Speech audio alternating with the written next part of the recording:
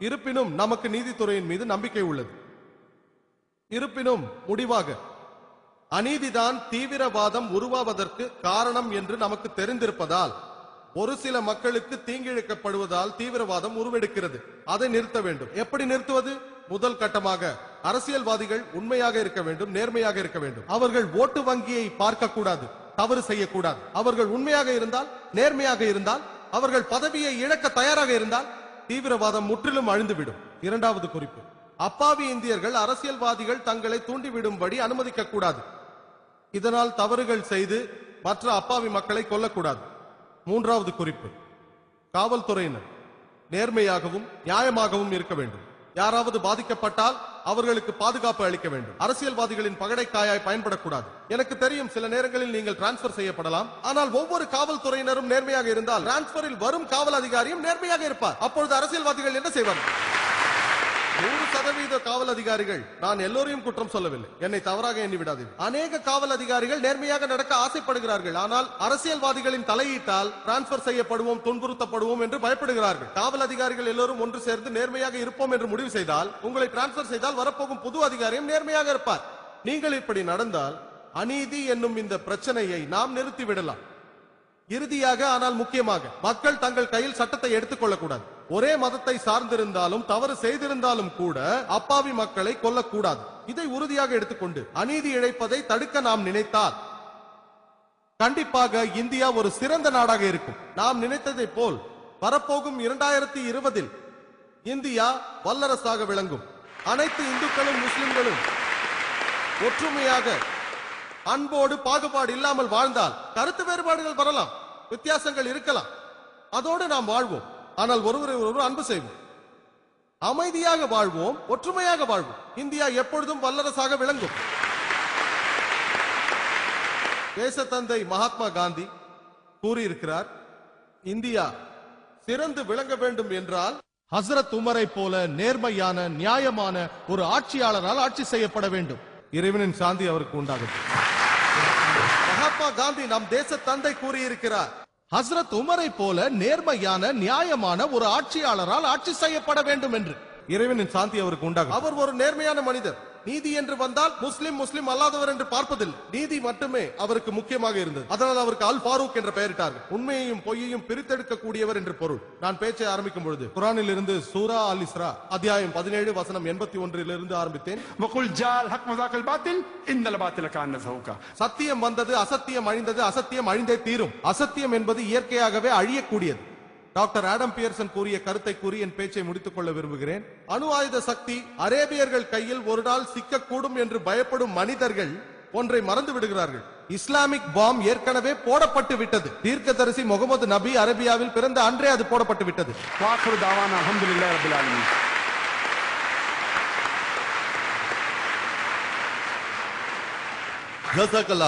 சொற்பொழிவை சிலாகித்து பேசியதற்கு நன்றி.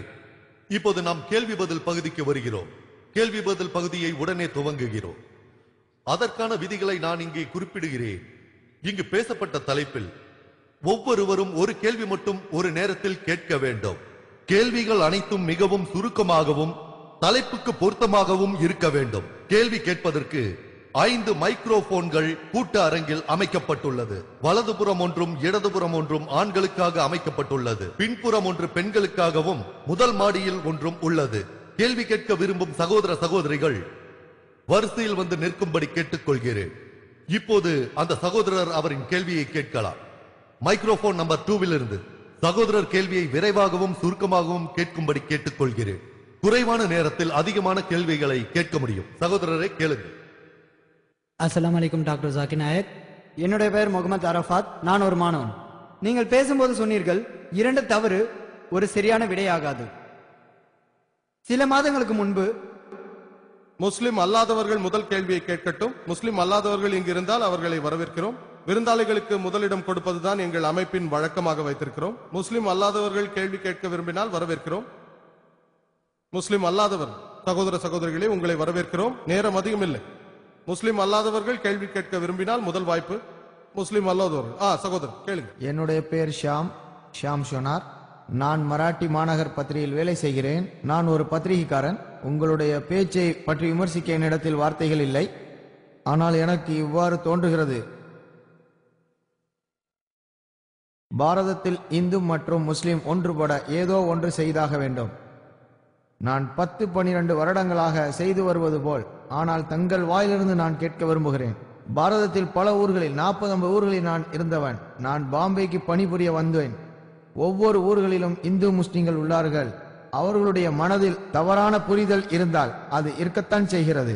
உண்மையை சொன்னால் ஓரளவுக்கு தவறான புரிதல் உள்ளதுதான். இதை சரி செய்ய தங்களுடைய யோசனை என்ன? முஸ்லிம் மற்றும் இந்து மக்கள் ஒன்றுபட என்ன யோசனை சொல்ல விரும்புகிறீர்கள்? சகோதரர் நல்ல கேள்வி கேட்டிருக்கிறார். அதாவது இந்துக்களையும் முஸ்லிம்களையும் ஒரே மேடையில் கொண்டு வருவதற்கு நான் என்ன ஆலோசனை சொல்லுகிறேன், எப்படி ஒன்று சேர முடியும் என்று அவர் கேட்டிருக்கிறார். இதற்கு என்னுடைய பதில் இதுதான். ஏற்கனவே நான் இந்து மதத்திலும் இஸ்லாமிலும் இருக்கும் ஒற்றுமைகளை பற்றி பல இடங்களில் பேசியிருக்கிறேன். மும்பையில் பேசியிருக்கிறேன், சென்னையில் பேசியிருக்கிறேன், இந்தியாவின் பல பகுதிகளில் பேசியிருக்கிறேன். இதையெல்லாம் வைத்து பார்க்கும் பொழுது என் பேச்சை கேட்டவர்கள் 10,000-க்கும் மேற்பட்டவர்கள் மும்பையில், 20,000-க்கும் மேற்பட்டவர்கள் சென்னையில், பல ஆயிரக்கணக்கான மக்கள் மற்ற இடங்களில். அதில் முஸ்லிம் அல்லாதவர்கள் அநேகர் கலந்து கொண்டார்கள், ஆயிரக்கணக்கான இந்துக்கள் கலந்து கொண்டார்கள். நிறைய பேர் என்னிடம் சொன்னார்கள், சகோதரர் ஜாக்கிர், என்னிடம் ஒரு நபர் சொல்கிறார், இந்து மதத்தை பற்றி 40 ஆண்டுகளாக எனக்கு தெரியாத பல விஷயங்களை இந்த 4 மணி நேரத்தில் நான் கற்றுக்கொண்டேன் என்றார். நான் இந்த விஷயத்தில் குரானை பின்பற்றுகிறேன். சூரா ஆல இம்ரான் அத்தியாயம் 3 வசனம் 64. உங்களுக்கும் எங்களுக்கும் இடையே உள்ள பொதுவான விஷயத்தின் பக்கம் வாருங்கள். குரானில் முதல் விஷயம் இறைவனை தவிர வேறு யாரையும் வணங்கக்கூடாது. ஒன்று புரிந்து கொள்ளுங்கள், சமய நம்பிக்கைகளுக்கு இடையே நடக்கும் உரையாடலில் எனக்கு நம்பிக்கை இல்லை. இந்து ஒன்றுதான், முஸ்லிம் ஒன்றுதான், கிறிஸ்டியன் ஒன்றுதான், இதெல்லாம் உண்மை இல்லை. இந்துவை முஸ்லிமாக மாறுவீர்களா என்று கேட்டால் அவர்கள் மறுப்பார்கள். முஸ்லிமை கிறிஸ்டியன் ஆகுங்கள் என்று சொன்னால் அவர்கள் மறுப்பார்கள். பாதிரியாரை இந்துவாக மாற சொன்னால் அவர் மறுப்பார். எல்லாமே ஒன்றுதானா? எல்லாம் ஒன்றல்ல. வித்தியாசங்கள் இருக்கிறது, ஒற்றுமை இருக்கிறது, அதை நாம் ஒப்புக்கொள்ள வேண்டும். பொதுவான விஷயங்களில் அனுசரித்து போவது தவறில்லை. வித்தியாசங்கள் ஒரு ஓரமாக இருக்கட்டும். நான் என்ன சொல்கிறேன், எல்லா வேதங்களையும் எடுத்து பார்ப்போம். பகவத்கீதையாக இருக்கட்டும், வேதமாக இருக்கட்டும், உபனிஷதாக இருக்கட்டும், பைபிள், குரான், இதில் இருக்கும் பொதுவான விஷயங்கள். வித்தியாசங்களை தூரம் வைத்து பிறகு பேசுவோம். ஆனால் பொதுவான விஷயங்களை பின்பற்றுவது தவறு எதுவும் இல்லையே. நான் பேசும் பொழுதெல்லாம் பல ஒற்றுமைகளை நான் காட்டியிருக்கிறேன். பல ஒற்றுமைகள், என் வீடியோ கேசட்டுகளை போட்டு பாருங்கள். இங்கு பல பேருக்கு அவர்கள் மதத்தை பற்றி தெரியவில்லை. இந்துவுக்கு இந்து மதத்தை பற்றி தெரியவில்லை, முஸ்லிம்களுக்கு இஸ்லாத்தை பற்றி தெரியவில்லை. பல முஸ்லிம்களுக்கு இஸ்லாத்திற்கும் இந்துக்களுக்கும் ஒற்றுமை இருக்கிறது என்று புரியவே இல்லை. அநேகர் என்னை தாக்குவதற்காக வந்தார்கள். என்ன முட்டாள்தனமாக பேசுகிறீர்கள், இந்துவும் முஸ்லிமும் ஒன்றா? இருக்கவே முடியாது. ஆனால் என் பேச்சை கேட்ட பொழுது அதிர்ச்சி அடைந்தார்கள். என்னை தாக்க வந்தவர்கள் என் பேச்சுக்கு உடன்பட்டார்கள். அதே போல பல இந்துக்களும் வந்தார்கள். இதில் தெரிவது என்னவென்றால், பொதுவாக இருப்பதை நாம் பின்பற்றுவோம். இதில் முதலாவது, நாம் இறைவனை தவிர வேறு யாரையும் வணங்க மாட்டோம். இதுதான் பொதுவான விஷயம். இதை பற்றி நிறைய குறிப்புகள் உள்ளன. வேதங்களில் இருந்து குறிப்புகள் கொடுக்கலாம், பகவத்கீதையிலிருந்து கொடுக்கலாம். இப்பொழுது நான் கூறுவது சந்தோக்கியா உபனிஷத் அத்தியாயம் 6 பகுதி 2 வசனம் 1. இறைவன் ஒருவர் தான், மற்றொருவர் இல்லை. ஸ்வேதா ஸ்வேதர் உபனிஷத்தில் அத்தியாயம் 6 வசனம் 9. அதன் பொருள் வேறு கடவுள் இல்லை, அவருக்கு பெற்றோர் இல்லை. இவை சமஸ்கிருத குறிப்புகள். இதற்கு பொருள் இறைவனுக்கு பெற்றோர்கள் இல்லை, அவருக்கு மேல் ஒரு சக்தி இல்லை. இதே போல் நாம் ஆராய்ந்து பார்த்தால் ஸ்வேதா ஸ்வதாரா உபனிஷத்தில் எழுதப்பட்டுள்ளது அத்தியாயம் 4 வசனம் 19. அதற்கு பொருள் இறைவனுக்கு உருவம் இல்லை, பிம்பங்கள் இல்லை, படங்கள் இல்லை, விக்கிரகங்கள் இல்லை, உருவமும் இல்லை. அதே போல் யஜுர்வேதத்தில் அத்தியாயம் 32 வசனம் 3. அதற்கு பொருள் இறைவனுக்கு உருவம் இல்லை. வேதங்களை புரட்டி பார்த்தோமேயானால் ஒரு இறைவன் என்றுதான் கூறுகிறது. மக்களில் பலர் வேதங்களை பற்றி அறிவதில்லை. நான் சமீபத்தில் ஸ்டார் நியூஸுக்கு ஒரு பேட்டி கொடுத்த பொழுது என்னிடம் ஒரு கேள்வி கேட்கப்பட்டது. அவர்கள் கேட்டார்கள், சகோதரர் ஜாக்கிர், வந்தே மாதரம் பாடலை பற்றி உங்கள் கருத்து என்னவென்று கேட்டார்கள். முஸ்லிம்ஸ் இதை பாடலாமா கூடாதா? நான் சொன்னேன், முஸ்லிம்ஸ் என்ன சொல்வார்கள் என்று பிறகு பார்ப்போம், முதலில் இந்து வேதத்தை பார்ப்போம் என்று. நான் சொன்னதை கேட்டு அவர் அதிர்ச்சி அடைந்தார். வேதங்களை கற்றவர்களிடம் கேட்டு பாருங்கள், வேதத்தில் இறைவனுக்கு உருவம் இல்லை என்று கூறப்படுகிறது.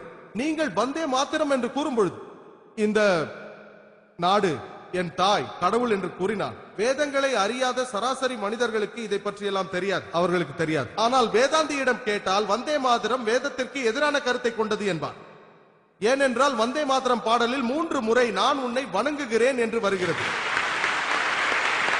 எனக்கு தெரிந்தவரை ஆரிய சமாஜில் உள்ள அறிஞர்களை கேட்டால் வேதங்களின்படி விக்கிரக ஆராதனை வேதங்களுக்கு எதிரானது என்று அவர்கள் கூறுகிறார்கள். பகவத்கீதையில் அத்தியாயம் 7 வசனம் 20 விக்கிரக ஆராதனை கூடாது என்று சொல்லப்பட்டிருக்கிறது.